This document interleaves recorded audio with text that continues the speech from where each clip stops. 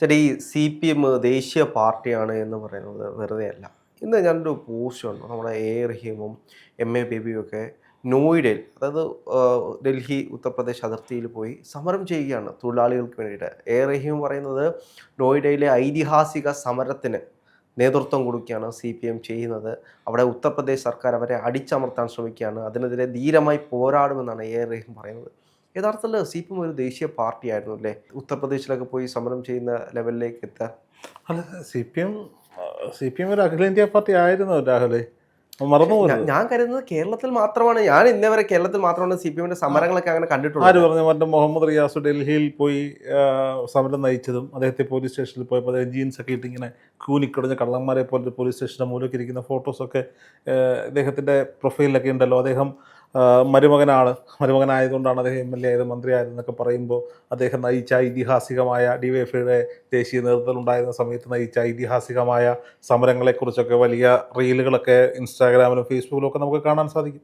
ഞാനൊക്കെ ഇപ്പം ജനിച്ചുകൊണ്ടായിരിക്കും ഇപ്പോൾ കുറച്ച് അറിയാൻ തുടങ്ങിയിട്ട്. മാത്രമല്ല ഈ ദേശീയ ജനറൽ സെക്രട്ടറി എന്ന് പറയുമ്പോൾ നമ്മളെ സംബന്ധിച്ചിടത്തോളം മുഖ്യമന്ത്രിക്ക് താഴെയുള്ള ഒരു പോസ്റ്റായി മാറി എന്നുള്ളതാണ്. പക്ഷേ ഇതിനു മുമ്പ് ഇരുന്ന ദേശീയ ജനറൽ സെക്രട്ടറിമാരൊക്കെ അന്യ സംസ്ഥാനങ്ങളിൽ നിന്നുള്ളവരായിരുന്നു. എൻ്റെയൊക്കെ ഓർമ്മ വെച്ച കാലത്ത്, ചെറുപ്പകാലത്ത് സുർജിത്തായിരുന്നു പിന്നെ ഈ പറയപ്പെടുന്ന ദേശീയ ജനറൽ സെക്രട്ടറി എന്ന് പറയും. അപ്പം CPM ദേശീയ ജനറൽ സെക്രട്ടറി ഒരു പഞ്ചാബുകാരൻ വരുന്നു. അപ്പം ഈ പാർട്ടി എല്ലായിടത്തും ഉണ്ട് എന്നൊരു തോന്നൽ നമ്മളിലേക്ക് ജനിപ്പിച്ചിട്ടുണ്ടായിരുന്നു. പിന്നെ പ്രകാശ് കാരാട്ട് പോലെയുള്ള ആളുകളൊക്കെ പിന്നീട് സജീവമാകുന്നു. അദ്ദേഹത്തിൻ്റെയൊക്കെ കാലാവധിക്ക് ശേഷം ബേബി സഖാവിനെ ഈ പറയപ്പെടുന്ന ദേശീയ ജനറൽ സെക്രട്ടറി ആക്കി മാറ്റി. ബേബി സഖാവ് ജനറൽ സെക്രട്ടറിയുമായി മാറിയതിന് ശേഷം രാഹുലിനും എനിക്കൊക്കെ ഉണ്ട് നമ്മുടെ നാട്ടുകാരൻ, കൊല്ലത്തുകാരൻ, കുണ്ട്രക്കാരനായിട്ടുള്ള ഒരാൾ. അപ്പോൾ സ്വാഭാവികമായിട്ടും മലയാളികളായിട്ടുള്ള ആളുകൾക്കൊക്കെ CPM ഏറ്റവും ഗൗരവമുള്ള മുഖവും CPM നയിക്കുന്നതുമൊക്കെ പിണറായി വിജയൻ സഖാവാണ്. അപ്പോൾ ദേശീയ ജനറൽ സെക്രട്ടറി ആയാലും പിണറായി വിജയനും താഴെയാണ് പോസ്റ്റ് എന്നൊരു ചിന്താഗതി ഇന്നത്തെ കാലത്തെ കുട്ടികൾക്ക്, ഇന്നത്തെ തലമുറയ്ക്ക് ഉണ്ടായിപ്പോയാൽ അതിനെ തെറ്റു പറയാനൊന്നും സാധിക്കത്തില്ല. പക്ഷേ എൻ്റെ ഒരു സംഘടനാ സംവിധാനം അനുസരിച്ച് ദേശീയ ജനറൽ സെക്രട്ടറി തന്നെയാണ് അവസാന വാക്ക്. പക്ഷേ ബേബി എന്തെങ്കിലും ഒരു വാക്ക് പറഞ്ഞാൽ പോലും അതിനൊരു വിലയുമില്ലാത്തൊരു സാഹചര്യത്തിലേക്ക് കേരളത്തിൽ പോവുകയാണ്. അല്ല, പക്ഷേ എനിക്ക് ഇവരുടെ സമരം കണ്ടപ്പോൾ എനിക്ക് തോന്നിയത് കേരളത്തിൽ ആശാ വർക്കർമാരുടെ സമരം, എനിക്ക് അങ്ങനെ ഓരോ ആളുകളെയും സമരമൊക്കെ ഓർമ്മ വരികയാണ്. ഇതിനൊക്കെ കൃത്യമായിട്ട് പരിഹാരം കൊടുക്കാൻ കഴിയുന്ന ആളുകൾ, കേരളത്തിൽ ഇത്രയും വലിയ സമരങ്ങൾ നടന്ന കാലത്ത് ഇതിനെല്ലാം പരിഹാരം കണ്ടെത്താൻ കഴിയുന്ന ആളുകൾ എവിടെയായിരുന്നു? ഇപ്പോൾ ഉത്തർപ്രദേശിൽ പെട്ടെന്ന് ഇങ്ങനെ, ഉത്തർപ്രദേശിൽ പിണറായി വിജയനോ ഇടതുപക്ഷ സർക്കാരോ അല്ലല്ലോ ഭരിക്കുന്നത്. അവിടെ ഭരിക്കുന്നത് യോഗി ആദിത്യനാഥാണല്ലോ. അപ്പോൾ സ്വാഭാവികമായിട്ടും വർഗീയ ശക്തികൾക്കെതിരെ സമരം ചെയ്യാൻ CPM അല്ലാതെ മറ്റാരുണ്ട് സഖാക്കളെ എന്ന് ചോദിച്ചാൽ, നമ്മളല്ലാതെ മറ്റാരും സഖാക്കളെ എന്ന് ചോദിച്ചാൽ അതിന് ഉത്തരം കൊടുക്കേണ്ട ഉത്തരവാദിത്വം ബേബിക്കും റഹീമിനും ഉള്ളതുകൊണ്ടാണ് അവർ ആ സമരമുഖങ്ങളിൽ സജീവമായി നിൽക്കുന്നത്. അവർ ആ സമരമുഖങ്ങളിൽ മാത്രമൊന്നുമല്ല, രാജ്യത്ത് പല കോണുകളിൽ നടന്ന പല സമരമുഖങ്ങളിലും തന്നാൽ കഴിയുന്നത്, അണ്ണാറക്കണ്ണന് തന്നാലായത് എന്ന് പറയുന്നത് പോലെ അവർ ഉണ്ടായിരുന്നു എന്നുള്ള കാര്യം രാഹുൽ എനിക്ക് ഓർമ്മയുണ്ട്. റഹീമിൻ്റെ ഇപ്പോൾ ആമസോണിൽ കാട് തീ കത്തുന്നു, കാട് നശിക്കുന്നു, ആമസോണിനെ സംരക്ഷിക്കണമെന്ന് പറഞ്ഞ പോസ്റ്ററൊക്കെ പിടിച്ച് നിൽക്കുന്ന റഹീമിൻ്റെ പടം എനിക്ക് ഇപ്പോഴും ഓർമ്മ. രാഹുൽ ഇത് ട്രോളാൻ വേണ്ടി പറയുന്നതാണ് എന്ന് ഉത്തമ ബോധ്യം എനിക്കുണ്ട്. CPM അങ്ങനെ ചെറുതായി കാണുകയൊന്നും വേണ്ട.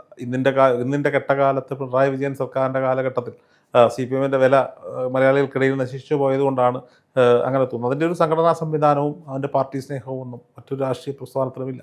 ദേശീയ തലത്തിൽ കമ്മ്യൂണിസ്റ്റ് പ്രസ്ഥാനങ്ങളും കമ്മ്യൂണിസ്റ്റ് പ്രത്യയശാസ്ത്രങ്ങളും ഒക്കെ വളർന്നു വരേണ്ട സാഹചര്യം ഇന്നുമുണ്ട്. ഇതിൻ്റെ ആദർശങ്ങളും ആശയങ്ങളും ഒക്കെ കാലാനുസൃതമായി മാറുന്നില്ല എന്നൊരു കുറ്റം മാത്രമേ ഉള്ളൂ.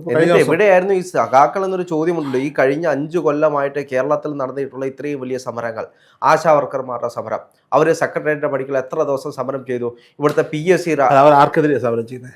സർക്കാരിനെതിരെയാണ്. ഈ കേരള സർക്കാർ ഭരിക്കുന്നത് പിണറായി വിജയനാണ്. പിണറായി വിജയൻ എന്ന് വെച്ചാൽ LDF സർക്കാരാണ്, ഇടതുപക്ഷമാണ്. അപ്പോൾ ഇടതുപക്ഷത്തിനെതിരെ CPM സമരം ചെയ്യാൻ സാധിക്കില്ല.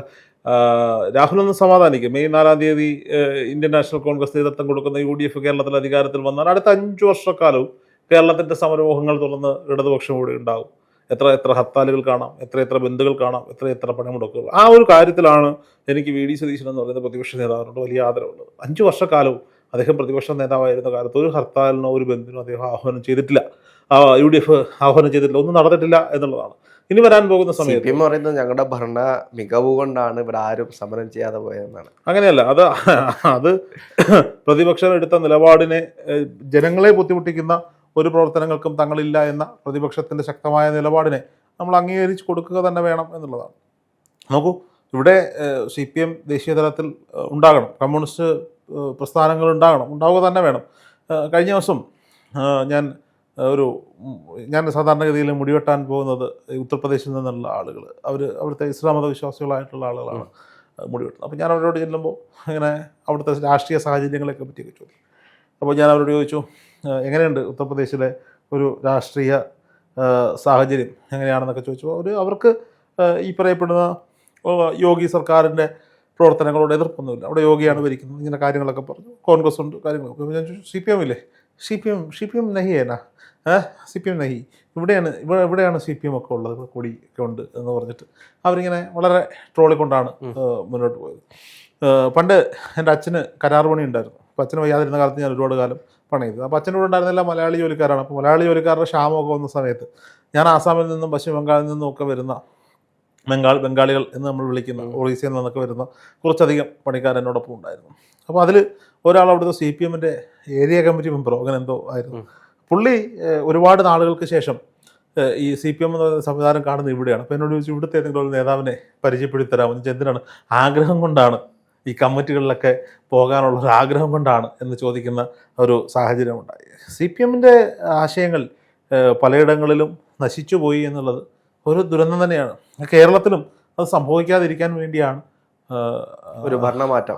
ഒരു ഭരണമാറ്റം. അത് തുടർച്ചയായി ഉണ്ടാകുന്ന ഭരണം ഏതൊരു രാഷ്ട്രീയ പ്രസ്ഥാനത്തെയും നശിപ്പിക്കും എന്നുള്ള കാര്യത്തിൽ സംശയമൊന്നും. അത് മാത്രമല്ല, ഇപ്പോൾ നമ്മൾ നോക്കൂ, ഷാഫി പറമ്പലിനെ കവച്ചു വെക്കാൻ കഴിയുന്ന രീതിയിൽ, അല്ലെങ്കിൽ കടത്തി വെട്ടാൻ കഴിയുന്ന രീതിയിൽ ഒരു നേതാവ് CPMനകത്ത് അങ്ങനെ പറയരുത്. ഷാഫി പറമ്പലിനെ എന്നല്ല, CPMനുള്ള ഒരുപാട് നല്ല നേതാക്കന്മാരുണ്ട്, ഇല്ലെന്ന് പറയരുത്. ഒരുപാട് നല്ല നേതാക്കൾ. ഞാൻ ചോദിക്കട്ടെ, അവരുടെ ആശയങ്ങളും അവരുടെ ആദർശങ്ങളും പറയാൻ കഴിയുന്ന ആളുകളെ കയ്യിലെടുക്കുക. പണ്ടും CPMൻ്റെ നേതാക്കന്മാർ ഇങ്ങനെയൊക്കെ തന്നെയായിരുന്നു. പക്ഷെ എന്താ പ്രശ്നം? ഇവരിൽ എത്ര പേരെ ഇവർ വളരാൻ അനുവദിക്കുന്നുണ്ട് എന്നുള്ളതാണ്. അപ്പോൾ ഇപ്പോൾ കഴിഞ്ഞ സ്ഥാനാർത്ഥി നിർണയവുമായി ബന്ധപ്പെട്ട ഇലക്ഷൻ കഴിഞ്ഞല്ലോ, ഏത് യുവ നേതാവിനാണ് ഇവർ പുതിയതായിട്ടൊരു അവസരം കൊടുത്തത്? ഞാൻ സിമ്പിളായി ചോദിക്കട്ടെ, തൃക്കാക്കരയിലെ ഇടതുപക്ഷ സ്ഥാനാർത്ഥിയുടെ പേരെന്തായിരുന്നു രാഹുലേ? ഓർമ്മയുണ്ടോ? അഡ്വക്കേറ്റ് പുഷ്പദാസ്. ഞാൻ തൃക്കാക്കരയിലെ താമസക്കാരനാണ്. തൃക്കാക്കര മണ്ഡലത്തിൽ എൻ്റെ വോട്ട് പത്തനാപുരത്താണെങ്കിലും എൻ്റെ ഭാര്യയുടെ വോട്ട് തൃക്കാക്കരയിലാണ്. അവളുടെ ജോലി ചെയ്യുന്നത്, അവളുടെ വീട് അവിടെ ആയതുകൊണ്ട് അവളുടെ വോട്ട് അവിടെയാണ്. അപ്പോൾ സ്വാഭാവികമായിട്ടും ഈ അഡ്വക്കേറ്റ് പുഷ്പദാസിനെ നമ്മൾ കണ്ടിട്ടില്ല, ഇലക്ഷൻ പ്രചരണത്തിലും നമ്മൾ കണ്ടില്ല എന്നുള്ളതാണ്. അരുൺകുമാർ, ഒരു CPMൻ്റെ DYFയുടെ നേതാവല്ലേ അരുൺകുമാർ, അഡ്വക്കേറ്റ് അരുൺകുമാർ. ചാനൽ ചർച്ചകളിലൊക്കെ CPMന് വേണ്ടി വലിയ രീതിയിൽ വന്നിരുന്ന് വാദിക്കുന്ന അരുൺകുമാറാണ്. തൃക്കാക്കര തോക്കുന്ന സീറ്റാണ്. ഒരുപക്ഷെ ഇത്തവണ 3ാം സ്ഥാനത്ത് പോകുന്ന സീറ്റാണ്. കഴിഞ്ഞ തവണ ഈ അരുൺകുമാർ ചോരിട്ടിയതല്ലേ ഉപതെരഞ്ഞെടുപ്പ് സമയത്ത്? സീറ്റ് കൊടുത്തില്ലല്ലോ. അന്ന് ജോസഫിനല്ലേ സീറ്റ് കൊടുത്തത്? എന്തുകൊണ്ട് ഈ സീറ്റ് ഒരു DYFI നേതാവിന് കൊടുക്കുന്നതിനെ പറ്റി ഇവർ ആലോചിച്ചില്ല? പരാജയപ്പെടുന്നൊരു സീറ്റ് DYFIയുടെ നേതാവിന് കൊടുക്കാൻ ഇവർ ആലോചിച്ചില്ല. വിജയിക്കുന്ന സീറ്റ് കൊടുത്തിട്ടുണ്ട്. ഏത്? അങ്ങ് മട്ടന്നൂര് സനോജിന് കൊടുത്തിട്ടുണ്ട്. അതൊക്കെ വിട്, അതൊക്കെ ഇവർക്കൊക്കെ മലബാറുകാരോട് മാത്രം മതിയോ സ്നേഹം? മലബാറിൽ മാത്രം മതിയോ കമ്മ്യൂണിസം? ഇനി തിരിച്ചു വരട്ടെ, ജയിക്ക് ഉമ്മൻചാണ്ടി സാറിനോട് എത്ര തവണ മത്സരിച്ച ആളാ? ചാണ്ടി ഉമ്മനോട് മത്സരിച്ച ആളല്ലേ? ജയിക്ക് നല്ല മനുഷ്യനല്ലേ, നല്ല നേതാവല്ലേ? ജയിക്കിന് എവിടെയെങ്കിലും ഒരു മത്സരിക്കാനുള്ള സാധ്യതയുള്ള ഒരു സീറ്റ് പുതുപ്പള്ളി കൊടുക്കരുത്, മറ്റെവിടെയെങ്കിലും. എന്തിന് കോട്ടയത്ത് അനിൽകുമാറിന് കൊടുത്ത സീറ്റെങ്കിലും, എവിടെയെങ്കിലും ഒരു അക്കോമഡേഷൻ. അതുപോലെ എത്ര പേരുണ്ട്, ചിന്താചറാമുണ്ട്. എന്നിട്ട് SFIയുടെ നേതാവ് ശിവപ്രസാദ് പോയിട്ട് സീറ്റ് കിട്ടാത്ത KSUക്കാരെ കളിയേക്കുക. KSUവിൽ എത്രയോ നേതാക്കന്മാർ മത്സരിച്ചു, പലയിടങ്ങളിലായി മത്സരിച്ചു. അപ്പോൾ സ്വാഭാവികമായിട്ടും പുതിയ തലമുറയുണ്ട്, ഇവരെ വളരാനും ഇവരുടെ കാലിബർ കാണിക്കാനുമുള്ള അവസരം CPM കൊടുക്കുന്നില്ല എന്നുള്ളതാണ്. അല്ലാതെ ഷാഫി പറമ്പലിനെ വെല്ലാൻ പറ്റുന്ന നേതാക്കന്മാരൊക്കെ. ഷാഫി പറമ്പലിന് മാത്രമല്ല, നമ്മൾ കോൺഗ്രസിന്റെ ഒരു യുവനിര എടുത്തു കഴിഞ്ഞാൽ വലിയ നിരയാണ്, ശക്തി നിങ്ങൾ ഉന്നം വെക്കുന്ന M സ്വരാജിനെയാണെന്ന് എനിക്കറിയാം. എങ്കിലും ഞാൻ പറയട്ടെ, M സ്വരാജ് തൃപ്പൂണിത്തുറയിൽ പോയി ഒരു ബാർക്കോഴ വാദവുമായി ബന്ധപ്പെട്ട് M സ്വരാജ് അവിടെ വിജയിച്ചു. M സ്വരാജിൻ്റെ രീതികൾക്കനുസരിച്ച് ജനങ്ങളെ കയ്യിലെടുക്കാൻ, സംസാരിച്ച് കയ്യിലെടുക്കാൻ ഈ കമ്മ്യൂണിസ്റ്റ് പ്രത്യയശാസ്ത്രങ്ങൾ വിശ്വസിക്കുന്നവർക്ക് M സ്വരാജ് ഒരു ഹീറോ ആണ്. അടുത്ത തവണ ഒരു പ്രത്യേക സാഹചര്യത്തിൽ അദ്ദേഹത്തിന് പരാജയപ്പെടുകയാണ്. അദ്ദേഹത്തെ കൊണ്ടുപോയി നിലമ്പൂർ മത്സരിപ്പിക്കേണ്ട എന്ത് ആവശ്യമാണുള്ളത്? നിലമ്പൂരിൽ ഇങ്ങനെ ഒരു പോരാട്ടം നടക്കുമ്പോൾ നിലമ്പൂരിൽ കൊണ്ടുവന്ന് എന്തിനു മത്സരിപ്പിക്കണം? തോൽവി ഉറപ്പായ ഒരു സീറ്റിലേക്ക് ഭാവിയിലെ ദേശീയ ജനറൽ സെക്രട്ടറി ആകേണ്ടുന്ന സ്വരാജിനെ കൊണ്ടൊന്ന് മത്സരിപ്പിച്ച് തോൽപ്പിക്കണോ? നിലമ്പൂരുകാരനാണ് സ്വരാജ്. പാർട്ടി സെക്രട്ടറി ആണ് എന്നൊക്കെയാണ് പറയുന്നത്.